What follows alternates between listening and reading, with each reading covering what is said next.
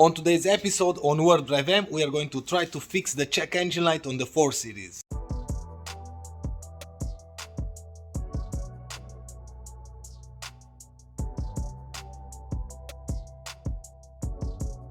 Maybe you know, maybe you don't know, I had a road trip in Europe, around 3,000 kilometers, and when I was in Romania, about 1,500 kilometers, I had a check engine light, and since that day I still have the check engine light. In the last episode I replaced the steering wheel, the Alcantara one, with leather one. Let me show you what we have on the engine now. I'm going to start the car.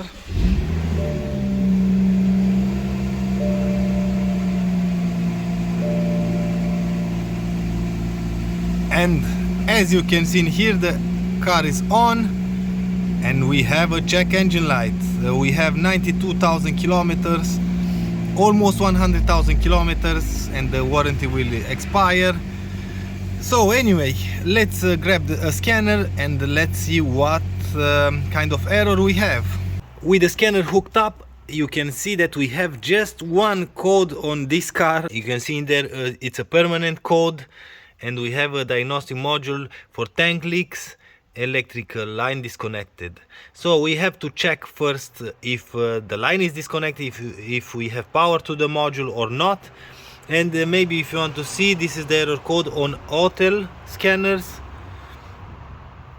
You will see some description how you can check. And before you are going to start using any kind of tool, we have to check in here first.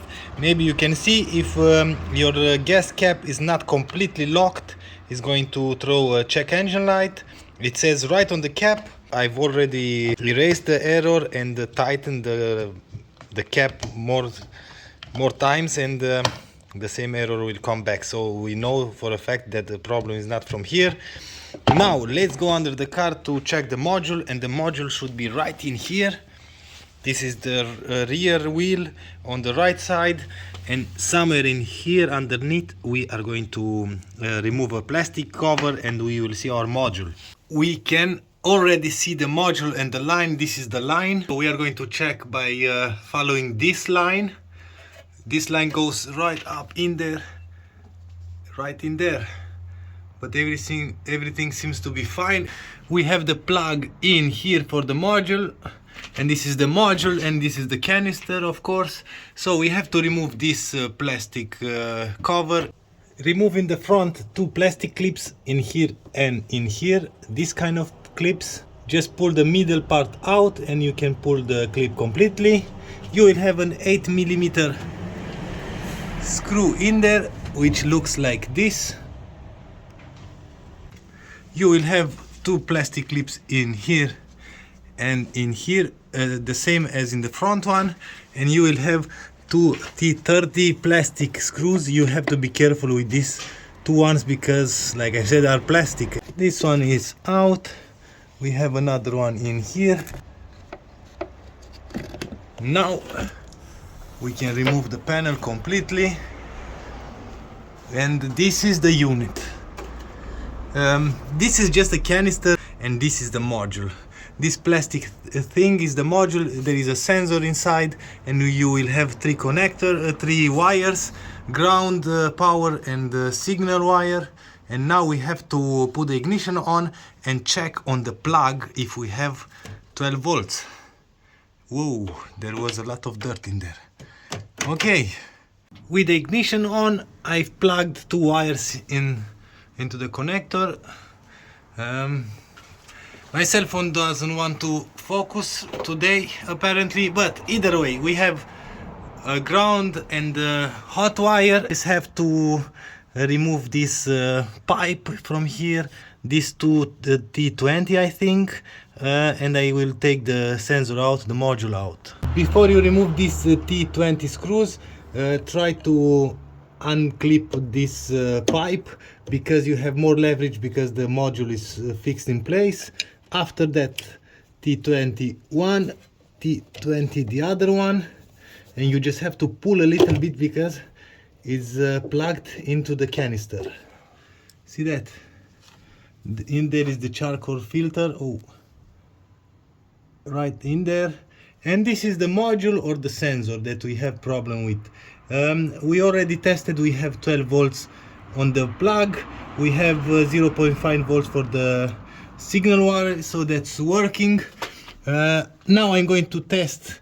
I'm going to visual check the pipe, of course, everywhere, but I don't see any kind of crack or anything. And the gasket is in here is completely straight. It was really tight in there. I barely took this out. And if you don't know, you have to press on this tab and on the other side to release these two parts. So something like this. This is the part number if you want to check that, but I'm pretty sure this is an old part number. This is my original one.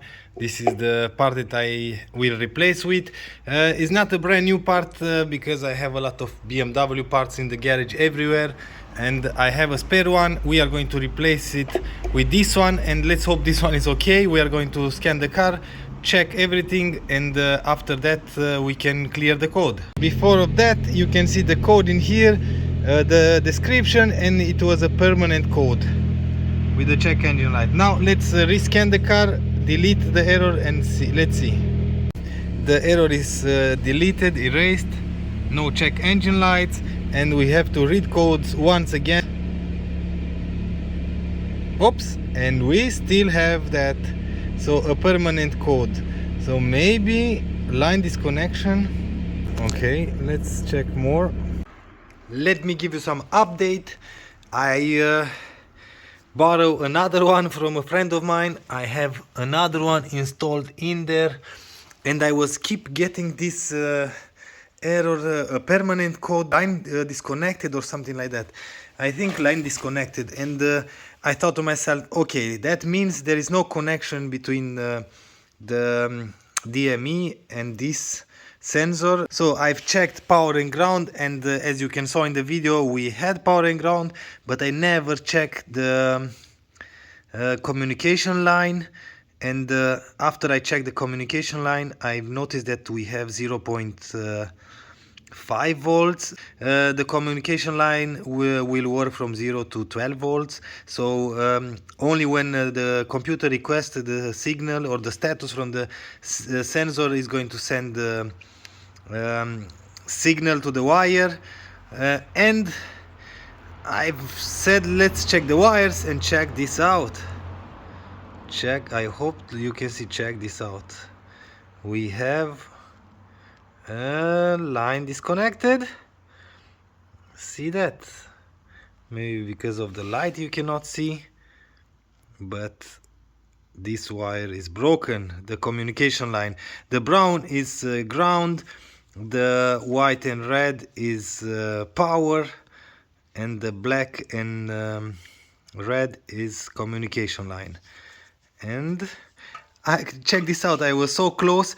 I've took all the cable out, and I checked everything with the isolation, and I followed, and I noticed like something was not right. It was too big on that spot. Give me a few seconds to peel the isolation out till there as well, fix this wire and plug everything, reset the error, and check once again. All fixed now.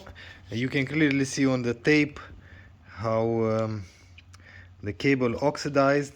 All the marks are in here on the tape. I fixed everything. I'm going to plug it on the module now. I'm pretty sure if I'm going to start the car. Whoa, that's loud. Oh, check this out.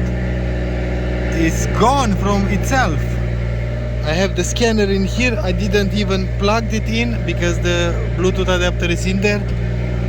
And the error is clean itself. Basically you just have to fix the wires and everything, and you have no more check engine light. So in my case it wasn't the module, it was the cable. And just like that, we are at the end of the video. The car is fixed. You saw in the video all the steps in order to fix this error and this kind of problem. Everything is working just fine, and I hope you like this episode. If you like this episode, please give me a thumbs up. If you don't like the video, as usual, thumbs down.